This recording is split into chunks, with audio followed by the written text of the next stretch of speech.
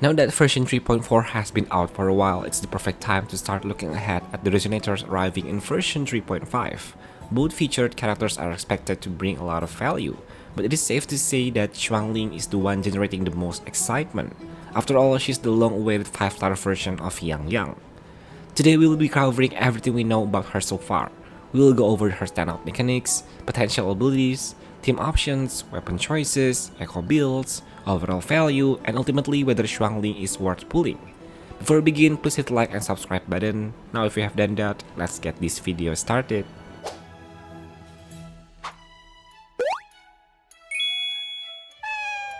As mentioned earlier, yangyang XUANLING will be the newest Havoc Resonator, and everything suggests she's designed as a main DPS.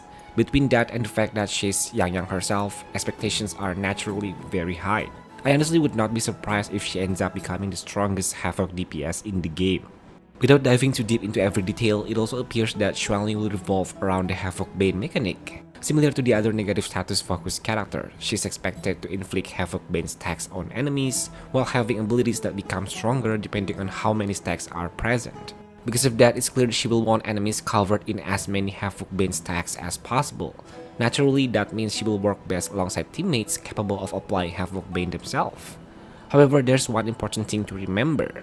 At the moment, XUANLING is essentially the only character whose own abilities consistently apply Havoc Bane stacks, which means she will be largely self-sufficient. It's very similar to how Hyuki functioned before Lucilla arrived. She was able to perform perfectly well despite not having a dedicated teammate built around her mechanics. She actually has multiple combat modes that has been officially announced on last Friday's special broadcast. The important takeaway is that she won't depend on another Havoc Bane character to function properly, simply because there currently are not many available outside of Chisa. Another benefit of applying Havoc Bane herself is the built-in defense reduction. Every stack lowers enemy defense by 2%, meaning XUANLING naturally boosts her own damage output throughout a fight.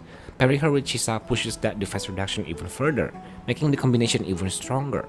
Something else worth mentioning is her attack range. Based on the gameplay we have already seen, XUANLING has excellent reach, which should make dealing with groups of enemies fairly comfortable throughout various combat scenarios. That being said, she does not necessarily look like she will dominate AoE focused content, the same way Frolova currently does. Judging from her animation, she does not appear to specialize in gathering or locking down large groups of enemies through crowd control the way Frolova can. Because of that, Frolova and her echo skill compositions should continue holding plenty of value for heavy AoE content. Still, thanks to XUANLING's wide attack coverage, she should have no problem performing well whenever multiple enemies are on the field. Overall, XUANLING looks exactly like what most players were hoping for. A hard-hitting Havoc main DPS capable of dealing significant damage throughout her entire kit, while possessing several abilities that serve as major burst windows. Now let's talk about echoes. There's honestly very little you can pre-farm, since we're heading into a brand new region of Huanglong, and XUANLING is essentially the poster character of Wuthering Waves. There's almost no chance she does not receive her own dedicated echo set. Just like what the special broadcast announced several days ago, we will be getting a new set of echoes, and one of them is the best in slot for XUANLING, of course. It's called Song of the Feather Trace. This will increase the user's crit rate and heavy attack damage bonus when they apply Havoc Bane. So yeah, this is definitely going to be her set. That means you will most likely to have start farming her best set after version 3.5 launches. Still, you can prepare a temporary setup. One interesting option would be combining Threat of Severe Fate with 2-piece Havoc set. XUANLING really is a Havoc DPS who constantly applies Havoc Bane. She will gain 20% attack and 30% liberation damage for 5 seconds. Interestingly, the short duration almost suggests she is not actually centered around liberation damage.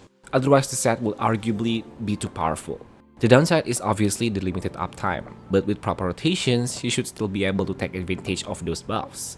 For the second 2-piece bonus, either Midnight Veil or Havoc Eclipse works perfectly thanks to their 10% Havoc damage bonus. If you'd rather keep things simple, running a full 5-piece Havoc Eclipse set is also a perfect reasonable option, since it grants up to 40% Havoc damage with minimal effort. Like every character that launched alongside a dedicated echo set, replacing your temporary build should not take too long once version 3.5 arrives. So while it's nice to have something ready for day 1, I would not stress too much about perfect temporary echoes. Now let's move on to weapons. Unsurprisingly, her signature weapon is expected to be the best option by a considerable margin.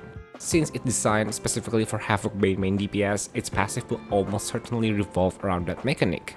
Because of that, it probably won't be the most versatile sword in the game. For XUANLING herself, though, it will almost certainly be worth considering if your goal is maximizing her performance, especially in teams where she's responsible for carrying the majority of the damage. Like most signature weapons designed for main DPS characters, it should make her feel significantly smoother and stronger overall. Of course, there are still plenty of alternatives. Emerald of Genesis remains one of the safest and most reliable options thanks to its crit rate, main stat, and universally useful passive. Higher refinements naturally improve its performance, but even at R1 is expected to remain one of XUANLING's strongest non-signature choices. Beyond that, several other 5-star swords could also perform well depending on how her damage distribution ultimately works. Blazing Brilliance offers a huge crit damage stat while focusing heavily on resonance skill damage. The Rand Sprint provides crit rate and caters more toward basic attack focused characters. Emerald Sentence also grants crit rate but specializes in heavy attack damage. Each of these weapons provides excellent stats, even if their passives are not perfectly optimized for XUANLING. Depending on her final scaling, one of them may stand out more than the others. As for 4-star choices, Feather Edge is really the only worth mentioning thanks to its crit main stat. That said, because of Emerald of Genesis is obtainable through the standard banner selector, most players should simply use that instead.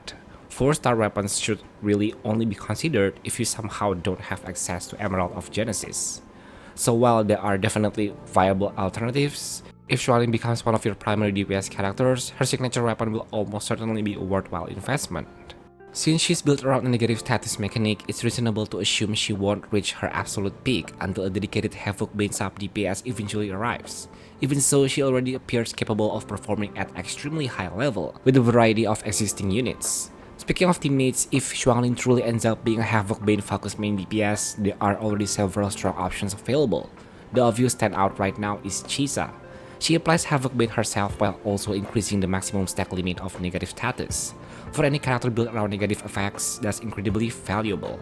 Just pair XUANLING with her, who offers excellent survivability while contributing respectable damage of her own, and you already have the foundation for a very solid XUANLING team. The remaining slot can be filled by several different sub-DPS characters.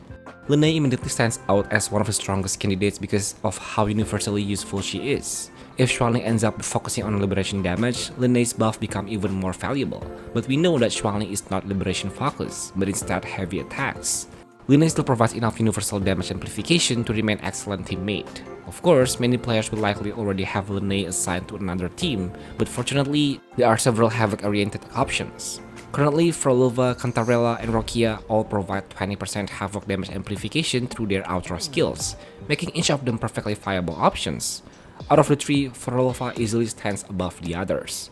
Cantarella and Rokia each bring useful utility, but Frolova contributes enormous personal damage while requiring relatively little field time.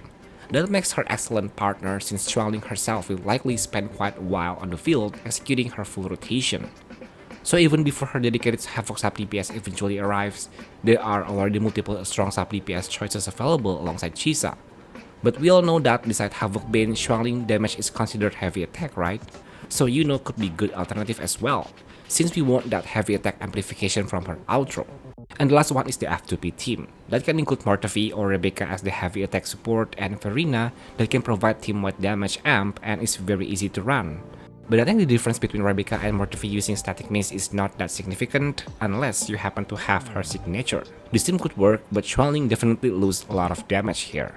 Another possibility is Sui. She seems almost guaranteed to become a support build around negative status mechanics. While she's expected to primarily support Glacio Chef teams, players not using that archetype could potentially pair Sui with XUANLING and Chisa in a double support composition.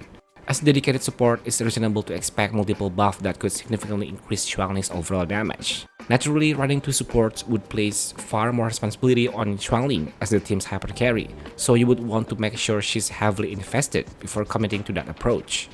Finally, if you don't own Chisa, other support options like Morni, Shorekeeper, or Verina will still work. They won't provide the same level of synergy if XUANLING truly revolves around Havoc Bane, but they will still offer solid utility. Morni becomes especially attractive if you are pairing XUANLING with Lene as your sub DPS. Overall, even without her future best-in-slot teammate, XUANLING already has plenty of team options available. That means building a strong composition around her should not be particularly difficult. So, simply being the 5-star version of Yangyang already puts expectations incredibly high. Everything we have seen points toward her becoming one of the game's strongest Havoc DPS character. It's important to remember though that she probably won't launch alongside her ideal premium team. Personally, I would not be surprised if a dedicated Havoc sub DPS arrives in either the following update or the one after that. Until then, XUANLING likely won't reach her full potential. The good news is that, if that's the case, it also means she's designed to perform extremely well even before receiving her perfect teammate. So overall, XUANLING looks like an outstanding Havoc Resonator, an excellent pick-up for anyone looking to strengthen their roster with another top-tier DPS. Even players simply wanting better Havoc coverage on their account have plenty of reasons to consider her. That said, we have already received several incredible DPS characters recently, so there is not necessarily huge pressure to pull unless you genuinely like XUANLING herself. Looking at version 3.5 as a whole, I would actually argue that Shui might end up providing even greater account value thanks to her role as a negative status support. She could end up being an amazing teammate for yangyang, especially if double support compositions become one of XUANLING's strongest setups. Ultimately, there are solid arguments both for and against pulling. Skipping XUANLING won't seriously hurt your account since she's still another main DPS, but if you do decide to pull her, she will likely reward you with one of the strongest Havoc damage dealers in the game and could remain at the top of the meta for quite a long time. And that's everything that I want to cover today. So after the special broadcast, are you going to still pull for XUANLING or this reruns tempt you? Please share your thoughts in the comments. If you enjoyed this video, please hit the like and subscribe button, turn on notification as well so you won't be missing out on any of my Wuthering Waves content. I will see you guys at my next one. Bye bye!